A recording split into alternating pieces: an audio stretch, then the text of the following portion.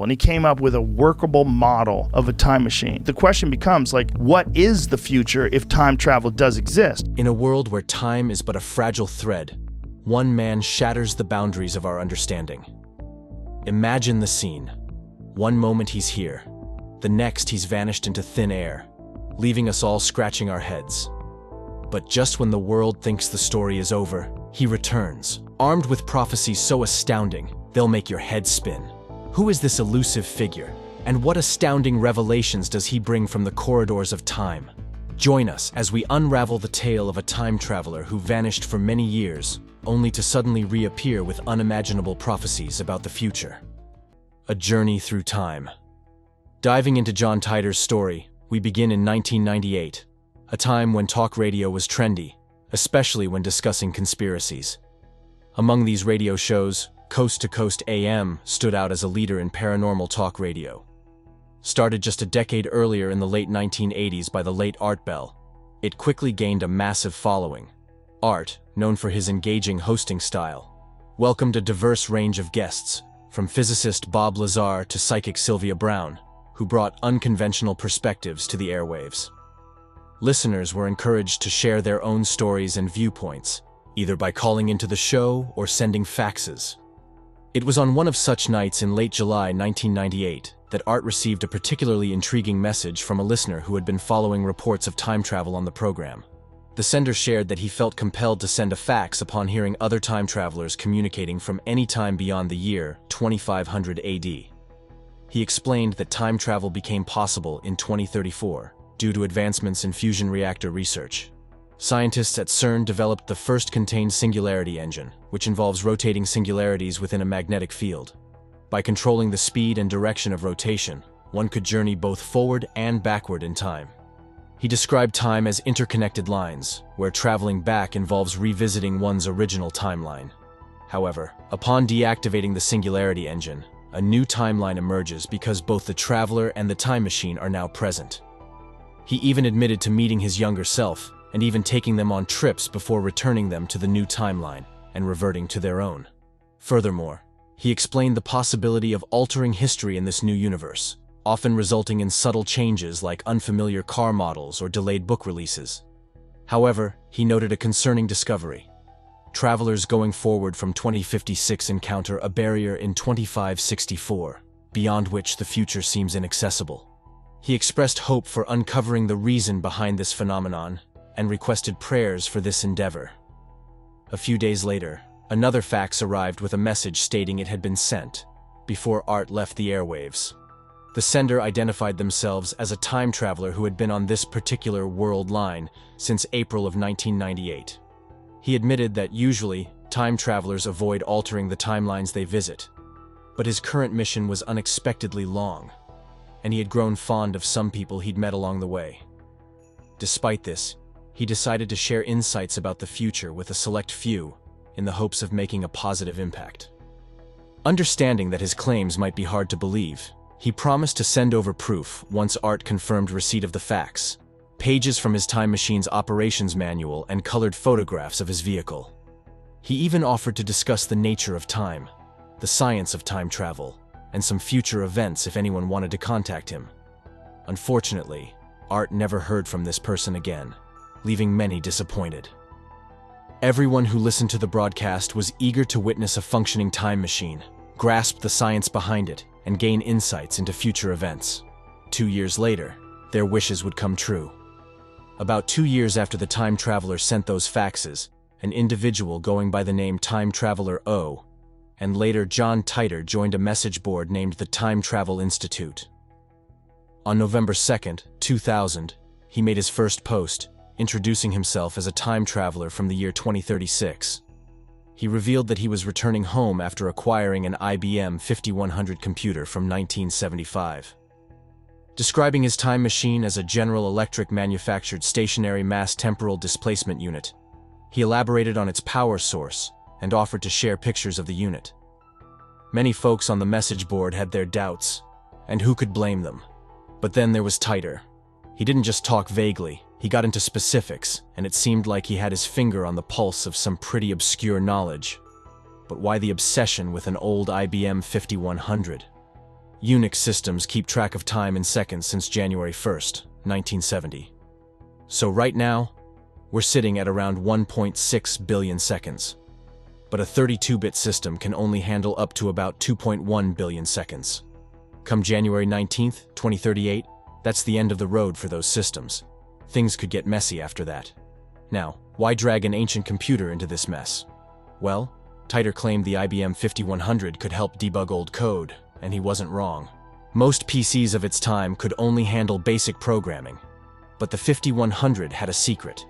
It could also run APL programs meant for bigger, fancier IBM computers.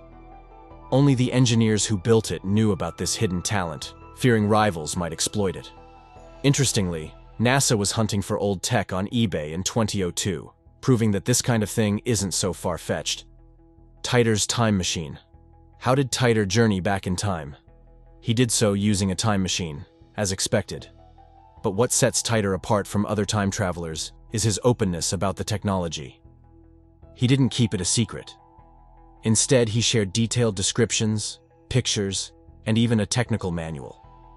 Titor's time machine, the C204, was made by General Electric in 2034 and was installed in a 1966 Chevrolet Corvette convertible, weighing about 500 pounds.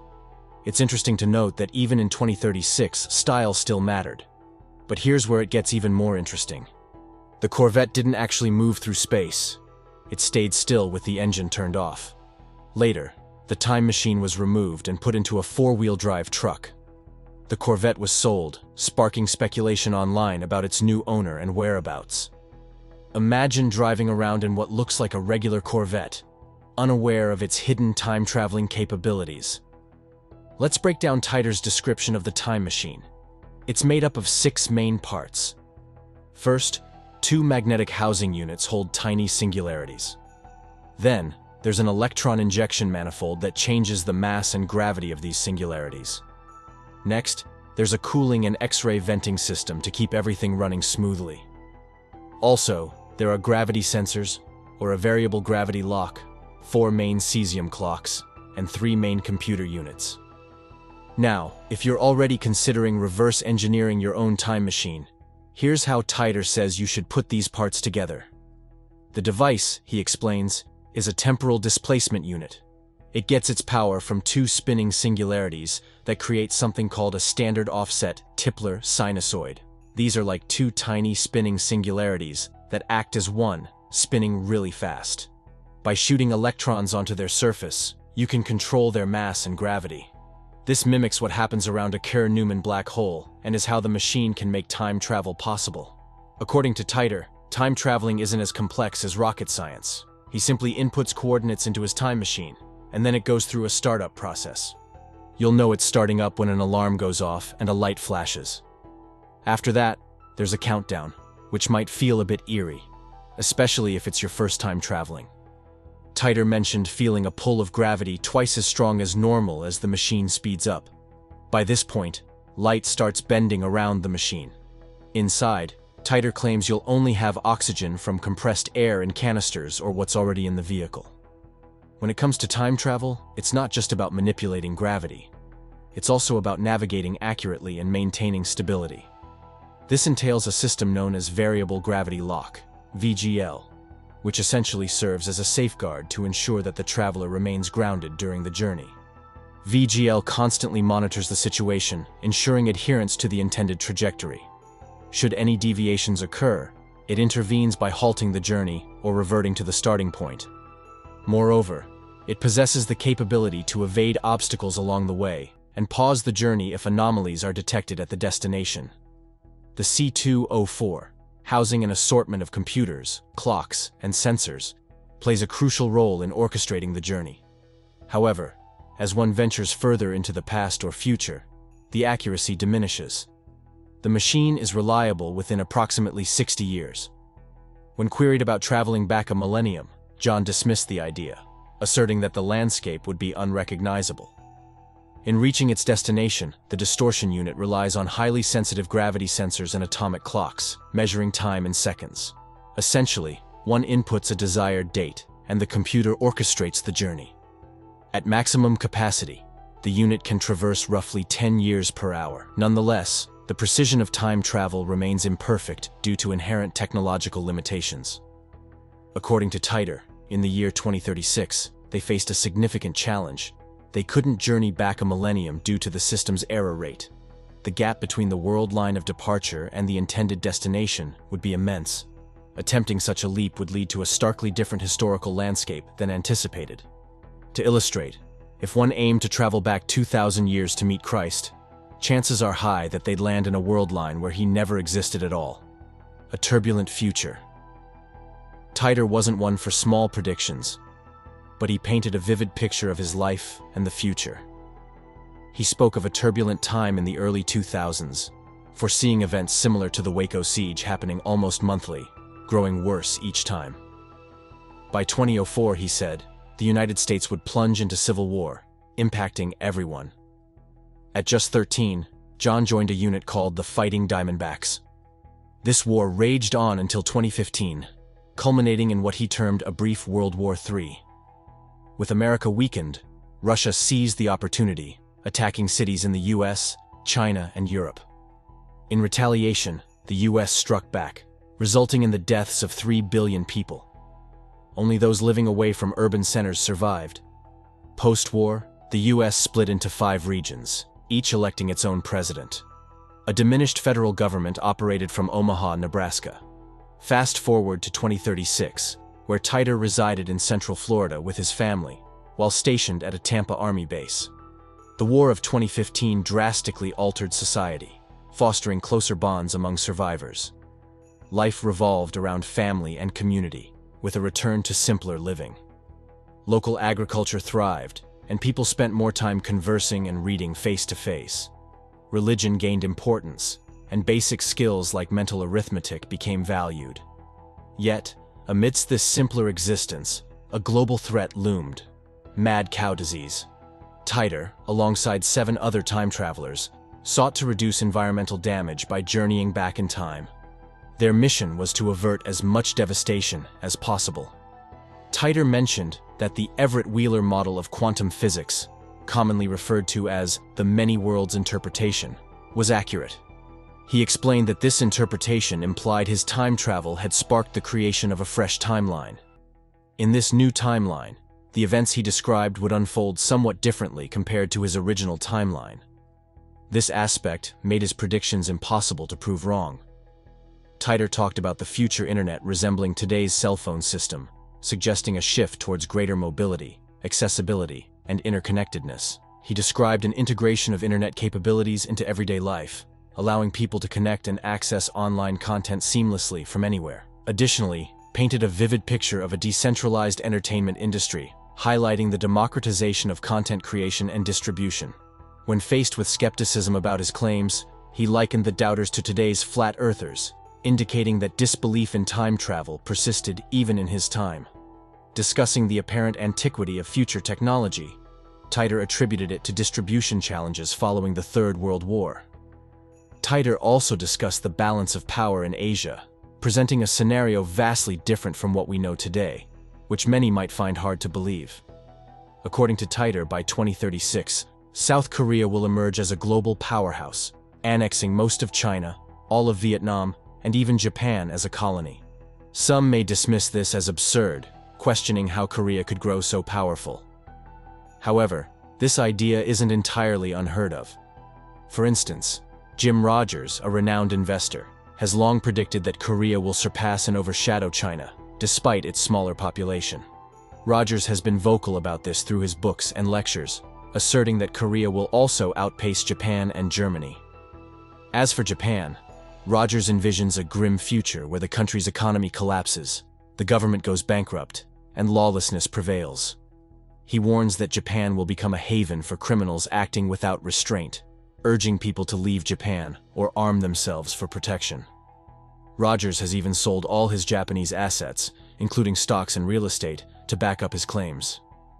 Conversely, South Korea's fortunes will soar, transforming it into a world power capable of rivaling the United States. In this scenario, Titor suggests Korea will easily absorb Japan. This prediction aligns with forecasts from Goldman Sachs. which projects South Korea will soon become a G2 country. A glimpse, a transformed world. In the year 2036, according to Titor, human society goes through a dramatic collapse and rebirth. People have to adapt to these changes by making significant adjustments to how they interact with the environment. He mentioned that technology has become so common that it is seen as essential for everyday life. So, what is life like on a daily basis? Well, Titor provided a detailed description. He explained that people rely heavily on agriculture, essentially returning to a simpler way of life. Communities focus on growing food and engaging in farming activities. Agriculture becomes more than just a way to make money. It becomes the foundation of society. Titor suggested that communities become self-sufficient by growing their own crops and raising animals for food, all while embracing sustainable practices and appreciating the value of land resources. However, technology still plays a role in 2036, but in a practical and sustainable manner. Titor mentioned that solar and wind energy are the main sources of power. Additionally, people have rediscovered older techniques and combined them with advanced technology to create a balanced lifestyle. Titor's mission involved integrating old and new technology, emphasizing functionality over luxury. The transportation landscape of 2036 bears little resemblance to what Titor saw in 2000. Gone are the days of internal combustion engines churning out emissions. Instead, electric vehicles and biofuel-powered modes of transport reign supreme. This shift is out of necessity, as fossil fuels have dwindled significantly by 2036. Interestingly, these vehicles are not designed for luxury, but rather for practicality, built to navigate rough terrains and endure harsh conditions. One might wonder, what changes occurred between 2000 and 2036 to necessitate the transformation of everyday cars into vehicles fit for battle? Titor did not say. Another intriguing aspect of transportation in 2036 is the decline in long-distance travel. People prefer to stay within their local areas, dealing a blow to the tourism industry. However, this trend fosters tighter-knit communities and reduces our carbon footprint, a silver lining amidst the changes. Unfortunately, healthcare in 2036 is not as promising. Titor noted its evolution to meet essential needs, but highlighted limited access to advanced medical facilities for most individuals. As a result, people rely on a blend of traditional home remedies and the limited medical resources available to them. Healthcare services have become decentralized, signaling the decline of pharmaceutical giants profiting from illness. Instead, preventive medicine and overall wellness take precedence. In this future, maintaining good health through diet and lifestyle choices becomes paramount, as the inconvenience of seeking medical attention outweighs the risks of falling ill. Education has undergone significant changes from what we're familiar with today. It's become less centralized and more hands-on. Gone are the large institutions, replaced by electronic resources dedicated to ensuring our survival. Education has shifted back to a traditional mentorship-based approach. Children are taught practical skills relevant to their environment, such as agriculture, mechanical repairs, and sustainability. Learning is community-oriented, involving the entire family and community. As for the government, it's following the trend of decentralization seen across humanity. Governments have decentralized, giving local authorities more power than central governments. Politics still exist, with communities governed by councils and assemblies. However, there's a crucial difference. Since they're closer to the people, authorities are more accountable. Their decisions have a greater impact on citizens, leading to increased scrutiny. If you're considering a career in politics, focusing on local governance may improve your chances. But it's not all serious business. Despite the changes, humanity hasn't forgotten how to have fun. There's been a revival of culture, with art, music, and literature flourishing. Festivals and community gatherings are still a significant part of life in the future. Now it's time for today's subscriber pick. Amidst the bustling city crowd, a figure stood out. A mysterious time traveler cloaked in a long leather jacket and dark sunglasses that shielded his eyes from prying gazes. Whispers followed his every move. This time traveler suddenly vanished for many years, only to suddenly reappear with unimaginable prophecies about the future. As he navigated through the throngs of people, his presence was a puzzle to those around him. Years ago, he had vanished without a trace, leaving behind a trail of unanswered questions and speculation. Some believed he had stumbled upon the secrets of time travel, while others dismissed him as a mere illusion. But now, he had returned, his sudden reappearance sparking a frenzy of excitement and curiosity. Crowds gathered, eager to catch a glimpse of the mysterious traveler who had defied the laws of time. As he stood amidst the sea of faces, a faint smile played at the corners of his lips, betraying the depths of his knowledge and the secrets he held. The world watched with bated breath, wondering what mysteries he would reveal next. And so, the time traveler's saga continued, weaving a tale of intrigue and wonder that captivated all who crossed his path. The mystery of Titor's departure. Titor's face was never seen, and John Titor might not be his real name. Despite this mystery, one person claimed to have a close relationship with him: Pamela Moore. Pamela was very active on the message boards and spent considerable time chatting with Titor. Before Titor left, he promised to make a departure video and send it to Pamela.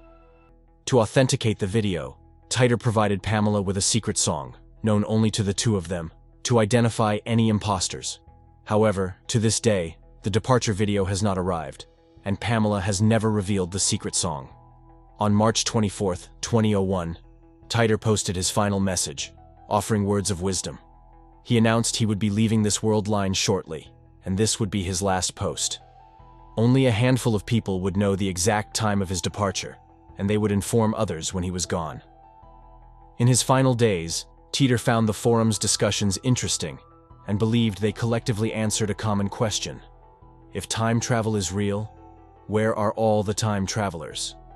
He previously expressed fear towards the people of this time, suggesting other temporal drivers felt the same. However, he provided a more detailed explanation. Titor recounted an experience he had with his parents while driving down a highway. Occasionally, they would pass someone in obvious distress with their vehicle. He was astonished that so many people drove by without stopping to help. His parents explained that the risk of helping was too great. With the technology of the day, those in distress likely had cell phones and could call for help. If not, walking to a gas station would teach them a lesson for running out of gas. This, Titor explained, is why time travelers do not reveal themselves.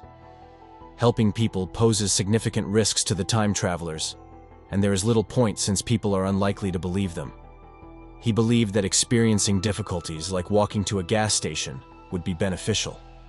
Titor thanked Pamela for assisting with emails and expressed gratitude to those who asked intelligent and insightful questions. He claimed to have learned a great deal from these interactions. In his parting thought, he addressed a recurring concern from a user named JC, emphasizing that he had no secret agenda but had paid close attention to this world line.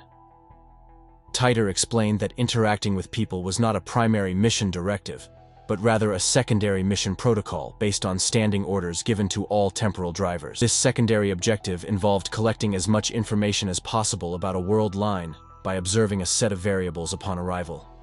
He aimed to understand the world and its conditions thoroughly. In his parting words, Titor drew an analogy.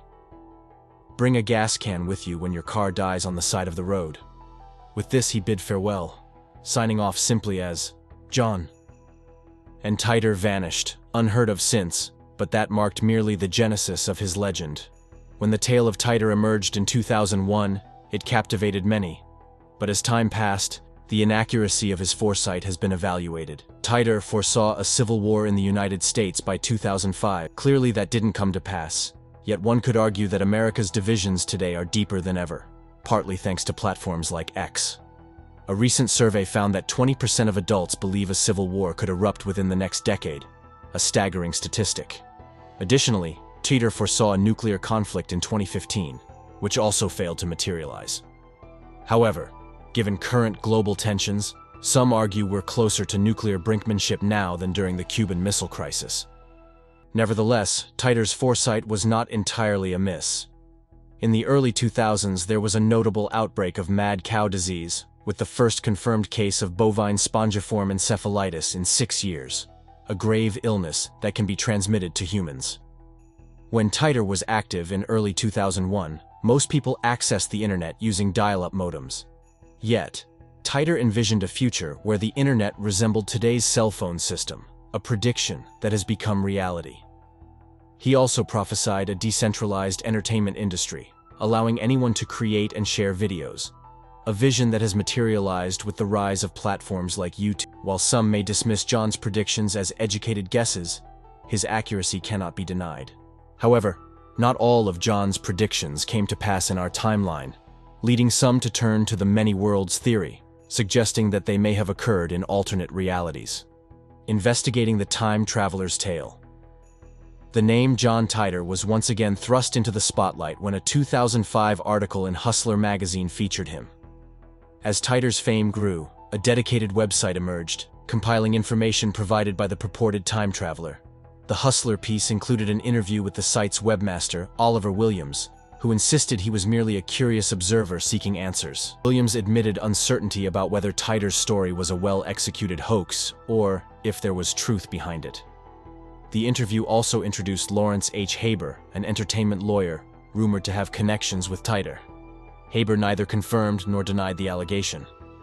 Further speculation arose due to Haber's previous work with Disney, leading some to question his role in crafting Titor's narrative.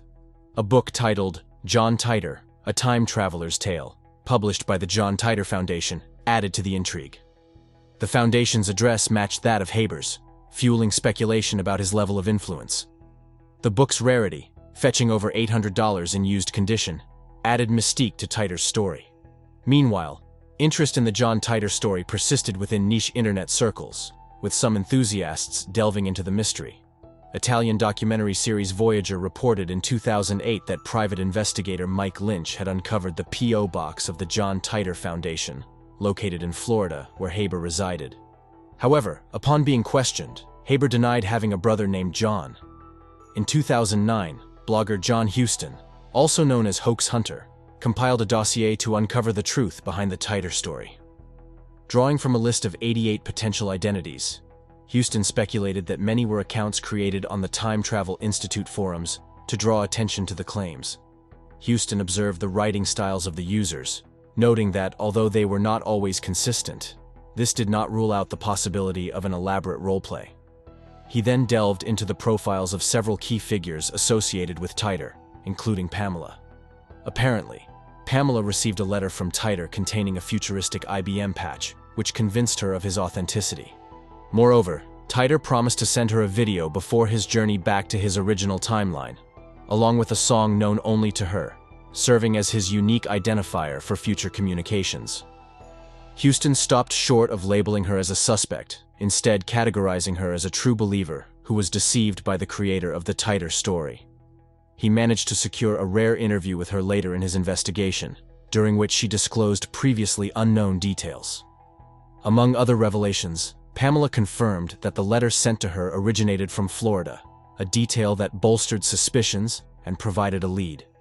Haber remained a primary suspect, especially after an intriguing personal connection to the Titor narrative emerged. It was discovered that Haber had a brother named John Rickhaver, initially described as a computer scientist throughout his professional career. If true, this would explain why he might possess intimate knowledge of the IBM 5100 computer that Titor sought. It could also explain the detailed technical schematics shared during the peak of Titor's writings, which lent credibility to his claims. Adding to the complexity was the existence of another Haber brother, Maury, who also appeared to be an expert in computers and internet security. While Haber denied direct involvement in crafting the John Titor story, the numerous correspondences with members of the Haber family shared by Huston online revealed several inconsistencies. What do you think about John Titor's time travel story? Let us know your opinion in the comments below.